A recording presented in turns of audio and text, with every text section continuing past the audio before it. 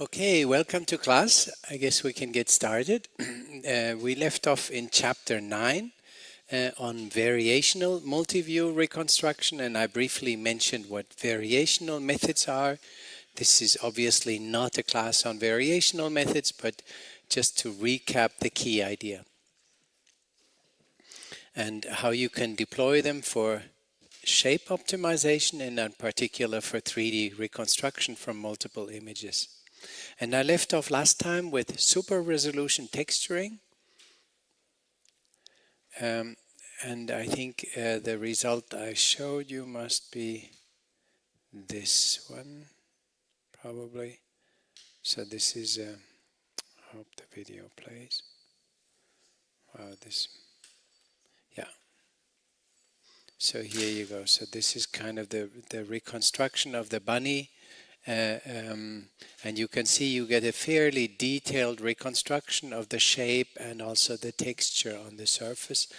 In fact, as I mentioned, the resolution is sharper than that of the input images. And someone was asking after class yesterday, how is that possible? Well, the way you can see it is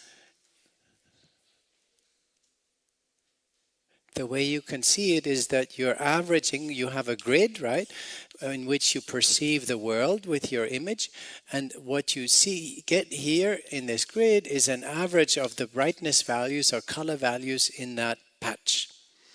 And then if you see the same structure with a slightly different grid, let's say this one here, then what you get here in the blue square is the average of the colors here. And if you measure enough averages of colors in different patches, then you can actually disambiguate and figure out what is the color here, right? The most extreme example is if you have a continuous set of colors and then you sample them, you compute an average in this patch, and then I'll take a different color, an average in that patch, right? Then if you take the difference between the two, you get the colors in a subpart of this, right? So by computing lots of averages, you are able, it's in some sense a linear equation system at the root of it, right? You can say these colors that I have here that I care about, I call them xi, and what I measure is just the average, so yi is an average over a lot of xi's, right? Xj's, j in some neighborhood of I. So if this is I, then in that neighborhood I get the average. And if I get a lot of such yi's for a lot of different i's, you know, then I can try to infer what was the x. And this is in principle a linear equation system, but in practice it's a little bit more sophisticated. But this is roughly the idea of why that works. It works ultimately because I see the same colors multiple times, always in a slightly different averaged version. Next, you can see we can do 3D reconstructions from cameras, and obviously you can go further and you can try to reconstruct actions. And this is where cameras really excel, right? If I want to capture the geometry, the 3D structure of the world, then the best is often to scan it with a laser scanner or with a structured light scanner. But these scanners are often very time consuming. The laser beam has to scan the object, you know, point by point, right? And then you get very accurate geometry. But what if you have things that move over time? Then a LiDAR scanner will not do a good job because you cannot capture the full geometry in one time instance. You have to scan it, right? Whereas with cameras, you can film an action synchronously, and then you can reconstruct it in 3D. So here we put two professional athletes into a multi-camera setup. Okay, maybe not professional, but athletes. And then we can film them and we can reconstruct the actions over time. Because we can tap into all these images, the cameras are synchronized, so we get 30 frames a second synchronous images. And then we can project the colors back on, and what you end up getting is a reconstruction of the action in a way that's often referred to as free viewpoint television. And I believe this is one possible future of television. Now, I should say these reconstructions were obtained 13 years ago, 12 years ago. So I keep talking about the future and I keep wondering, when does it actually come? Sometimes, technologies from the lab take years to get into products. I should say maybe we didn't help because we didn't actually put the code online. Nowadays we tend to put our code online. That accelerates obviously the tech transfer. That is a code that we never put online because 13 years ago people didn't put their codes online. Nowadays you would typically put your code online. But what you can see is we can get very detailed reconstruction quality, we can get the colors, and we can get something that allows you to follow an action from a vantage point where there was never any camera, right? Because I have the whole action in the machine. And so I can not only regenerate what would the action have looked like if there was a camera here, but I can also change things. I can change, once I have a 3D model, I can go in, I can change the illumination and put a spotlight illumination in, right? That's a no-brainer. And I can change the material properties of things. I can change the clothing people wear, right? So I can really start to edit the action once I have captured it. And there is basically no end to what you can do once you have an action in the machine. You have, a lot of freedom, and then you can reach out to people, your colleagues in computer graphics, and they'll tell you how to relight things, and it's fairly straightforward, actually. And so here's more examples. And what's here you see another example, a rope jumping girl. And you can see the level of detail. This is actually not the latest. This is from 2013. There was a 2014 version where the rope is fully reconstructed. Here you see the rope is still broken in parts. It's disconnected in certain parts here. But we managed to close these gaps and reconstruct something where the rope is fully reconstructed.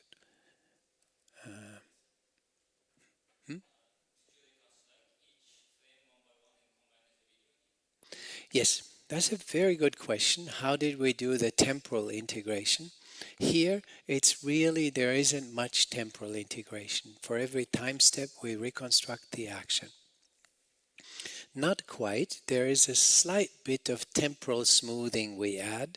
What we do is we say that for every voxel, the occupancy of that voxel, whether it's filled or empty, should not change too much from one time step to the next. And that creates a little bit of temporal regularity. By the way, the key assumption is that of a Lambertian world, meaning a world where the color doesn't change with viewpoint.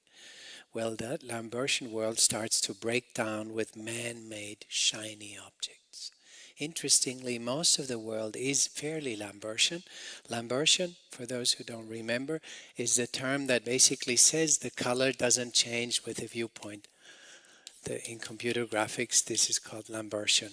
And the Lambertian assumption means if I take any point, like say this one on the table, and I move around, I should see the same color no matter from which vantage point I look. And that is true for most of the world, but not, as you can see, for the ball. And this is why the ball, especially on the top, where there are very strong reflections of light, where the reconstruction degrades, right? Where the ball isn't really round anymore.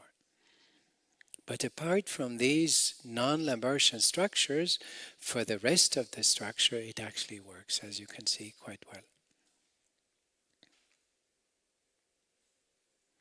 And these are things that, and I should say, we now live in an age where everyone deploys neural networks to do a lot of things, and there have been very popular approaches in the field. One is called neural radiance fields, I'll briefly touch on them at the end, and another one is called Gaussian splatting. If you follow media, you might have run into these terms. There's a lot of PR around these approaches. They allow really nice novel view synthesis, but the reconstruction quality that you get with them, I think, is not on par with what we had 13 years ago. So I'm still waiting for people to to beat that kind of reconstruction quality for actions in videos. One should also not be fooled. The neural radiance fields, they're designed to do novel view synthesis. They don't typically, they don't optimize the surface reconstruction quality. They optimize the view aspect. Here's another example where you see someone with a dog in a scanner. And sometimes you see the legs of the dog are a little bit broken. This is largely because this approach requires the silhouette information. Here we can play back and forth in time. And once the silhouettes are not correct, that deteriorates the reconstruction. And the key challenge is how to get the silhouettes reliably from the images, and that's actually more difficult than you'd think. You know, this is a green screen environment. That's what people typically use here. But, you know, it's not easy. If you put a person with a white t-shirt in the green screen, then that t-shirt in all videos will be green. You know, I always thought, well, that must be easy. White t-shirt, green background. No. The green background shines on everything, and then everything is green. And then you cannot distinguish the white t-shirt from the green background because it's no longer white in your images. It's actually green. The lighting, it reflects the green light from the surroundings. And so it does become challenging. And there's, you know, one of the key technical challenges is extracting silhouette information in tons of images, because you have 16 cameras filming at 30 frames a second, so you have hundreds of frames per second that come down on you, and you have to process all of these. So you need algorithms that are fast, that are you know, automatic. You cannot have a user in the loop to correct the silhouettes in every image. It's just not scalable. So this is this action reconstruction that we did back in 2014, 2013. And here you see examples of a rope jumping girl and the precision of the reconstructions. What is this good for? It has a lot of applications. You can use it for video conferencing. Nowadays we have Zoom, but what I can tell you is coming is 3D video conferencing systems. And one of my colleagues, Steve Seitz at Google, he's working very hard to make that happen. These are systems where the last thing he showed me, it has 6 cameras, I think, on the screen, and they film you from 6 positions simultaneously. And from these you can get some 3D reconstruction, and then you can display to the viewer depending on where so you do an eye tracking to determine where the viewer is, the other person that's in the call with you, and you can project the 3D model as it would be seen from exactly that vantage point. And he said the consequences is very different from Zoom. The person you're talking with is not flat on the screen, but he says it looks very much like seeing the other person through a window. Which means if you move, you can correctly see the position from which you're looking at things change. So you have a feeling that the person is not in a Zoom call, but actually sitting behind a window in front of you. And that gives you yet a better sense of being together with the other person. And that's, I think, vital. And I keep, every time I see Steve, I say, when are the screens coming out? How much longer? Because I really want to get one of these. But the technology to reconstruct even, in time is all there, right? This is solved. You can also use these techniques for sports analysis.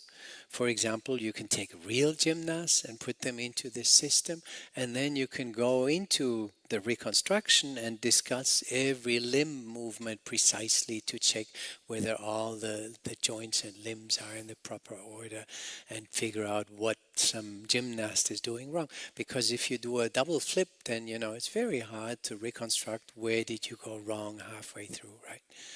But if you can resolve that in time and reconstruct it in 3D, then you can do a very careful sports analysis. And so this is used a lot for sports, for gymnasts, but also for soccer playing. That's one of the big markets, soccer, and some of the first action reconstructions appeared in the Super Bowl in the US, where they put cameras in a stadium and reconstruct everything in 3D, and then they can do virtual fly-throughs. I'm sure you've seen some of that stuff. And these are colleagues of mine in the field who pioneered that. Yeah, and free viewpoint television means that you can watch your favorite movie, but while the action is playing, very much like you saw in these videos, the videos I played, what you see here is real-time screen capture, where basically my PhD student Martin Oswald, while the action is playing, he pans around with a mouse and can choose from which vantage point to look at the action. So you can decide, in a critical scene, whether you want to see Brad Pitt or Angelina Jolie or whoever you want to look in the face, whoever you prefer. You can choose your vantage point, and this creates what in the movie industry is called a sense of immersion, a sense for the spectator that he's actually part of the action.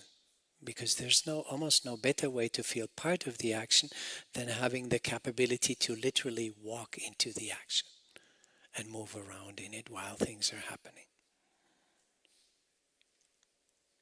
And so this is this free viewpoint television that I do hope will be coming at some point. Now, this is all 3D reconstruction from multiple views. In this semester, I was a little bit faster with this class than usual. Students pointed that out to me. I'm not quite sure why that is. I think it's because we played videos when I wasn't there, and maybe a little bit more than we should have. So we're now ahead of schedule. And so there's going to be material in this class that I haven't ever covered in the class before.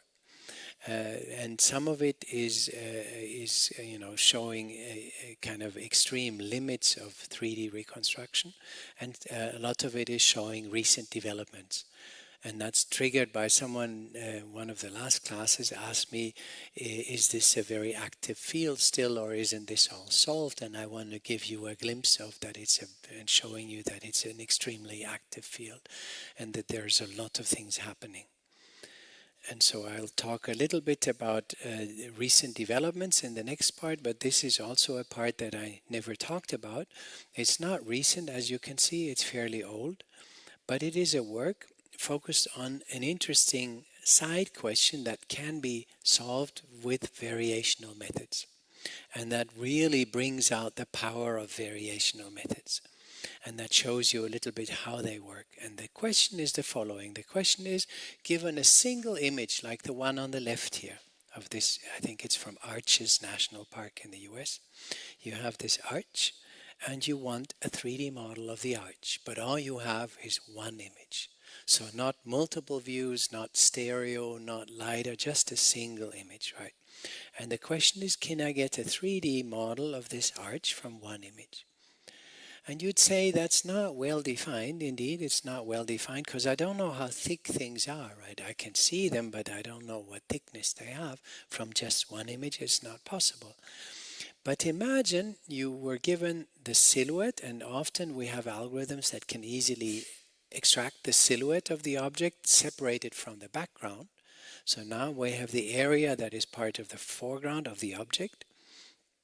Now imagine you were to place a balloon inside that silhouette and blow air into it.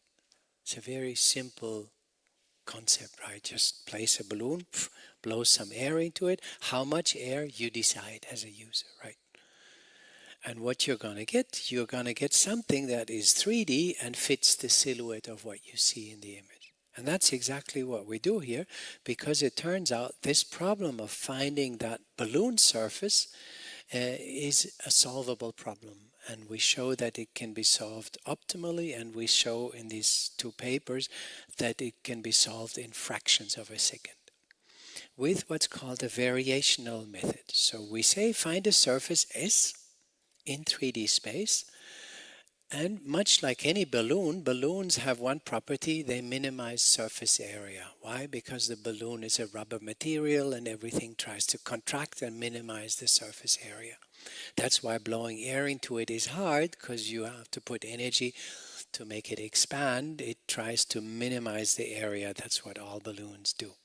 So that's this optimization problem, find a minimal surface. Such that, and now come the interesting boundary conditions. First of all, I specify the volume inside the surface. That's the amount of air you blow into it. This is this parameter V0. It's just one parameter, and you can change it interactively in a real-time demo, because this takes fractions of a second, so you can iteratively put more or less air into it. And we had a live demo at the time that we like to show, and in fact it got the Microsoft, what was it, I didn't put that here, but it got the Microsoft Tech Fest award for the stuff that we did, because it was a collaboration. My student spent an internship at Microsoft, and we developed this together at the time. And so the volume you specify, and then you say it should match the silhouette. So S0 is the area of the silhouette, pi is the projection into the image, and if I project the surface into the image, it should match the silhouette. This is the same silhouette consistency that we used in multi-view reconstruction earlier, right? When I project the surface into the image, we use it for multiple images, but you can do it for a single image as well, right? And so this is this constraint. The silhouette projection should match the silhouette. And then there are different ways to do it, but for example, you can use an indicator function to represent the object.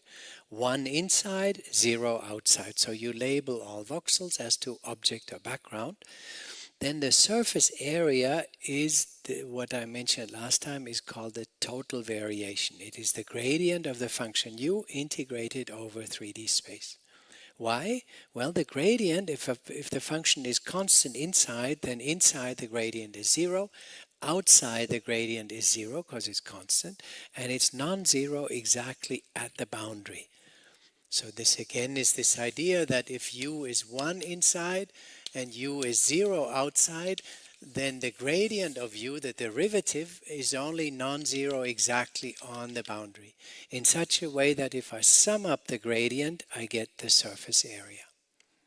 That's a classical property of this binary indicator functions, and this term called the total variation. And then I have this constraint that says the volume is specified. Well, what is the volume? It's just summing up all voxels where u is 1. That gives me the volume, right? So the integral of u should be v0. And then the projection, I don't go into how this is done, but that is fairly straightforward, to project the voxel occupancy grid onto the image, and that should match the silhouette, right? And so this is the optimization problem that I need to solve, and in these papers we show how to do it numerically, and you can do it very fast. And now you could say, well, that's great, you have a model of a balloon to reconstruct a balloon, right? Yeah, I mean that a balloon model works for a balloon, I'm sure you're going to believe that. But what's interesting, and here's the examples, right? So this is the input image, this is the reconstruction that we get. You know, it does look very much like what you expect, a balloon. And if you blow more air into it, it goes thicker, like you see here, right? So this is an oblique view, and you see if we add more air, this arch just becomes fatter with additional volume. And then you can actually look at what does it look like from a complete 90-degree view, the object that I see here, what would it look like from that side, and you get something that is fairly plausible, right? The textures are not perfect here. This is basically a spillover from the background textures. We didn't really take much care in how we compute the color here. We just took it from the image and project, and then on these sides you get a bit of spillover from the background area if the silhouette is not super precise, and that's what you see on these seams here. One could fix that if one wanted to, but we didn't put that much effort into the texturing. Here's more examples. This is the input image, and these are the novel views that we could, show you the reconstructions that we get from very different angles, and it looks fairly plausible. So even from just one view, you get a fairly nice teapot as observed from different views.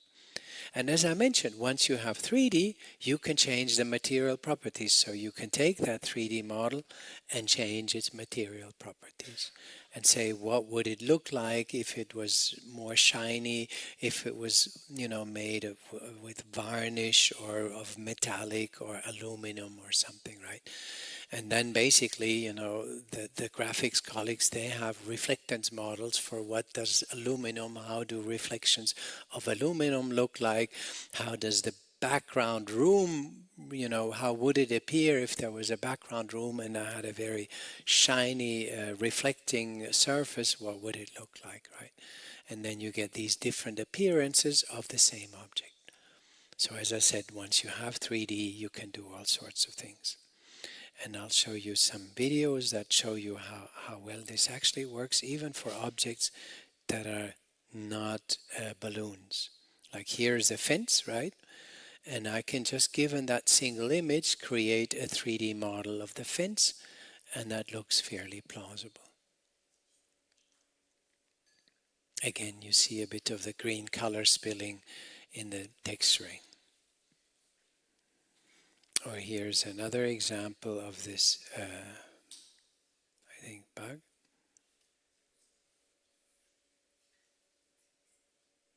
So again, we start with an input image. Sorry, let me stop the action. This is the input image, right? It's this beetle here on the stem, and this is the reconstruction we can get from just a single image.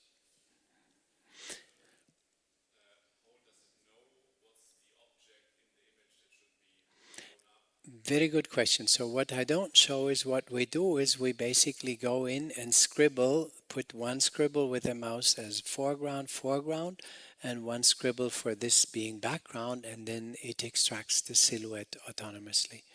And this works fairly well. So this is a kind of an interactive process to extract the silhouette, and it typically takes 2 or 3 seconds for a user to scribble and separate object from background.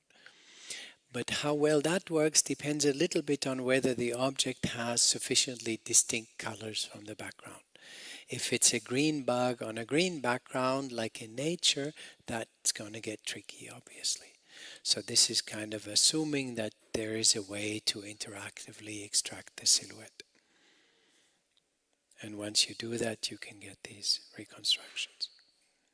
And what's nice is you can see it here with this regularizer, this minimal surface approach. Whenever the silhouette is very narrow, then it will put little volume in there. And whenever the silhouette is wider, much like a balloon, it will expand more. And this does make sense for a lot of things in nature. And so it kind of shows that nature has a tendency of creating minimal surfaces. And this is no surprise because it is the adhesive forces in the world that make particles come together. And so these objects in our world tend to be compact. They tend to be not distributed randomly.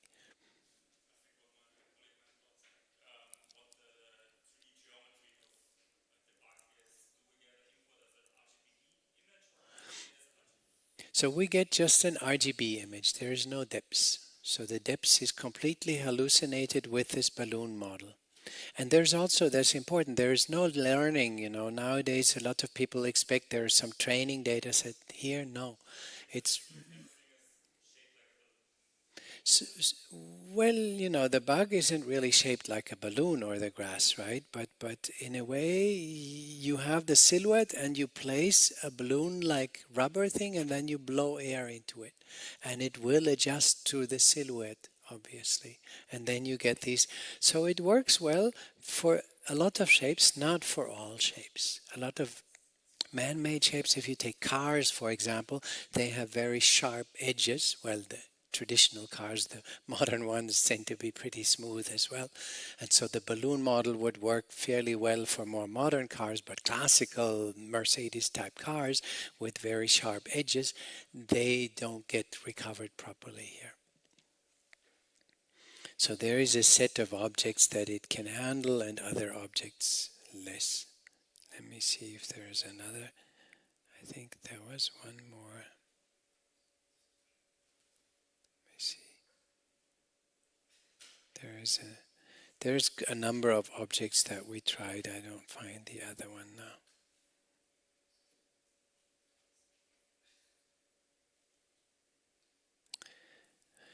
Yeah, so this gives you an example of how well variational methods work. They really work on basic principles, minimal surface, right? And if that assumption works for what you're solving, then they really do well.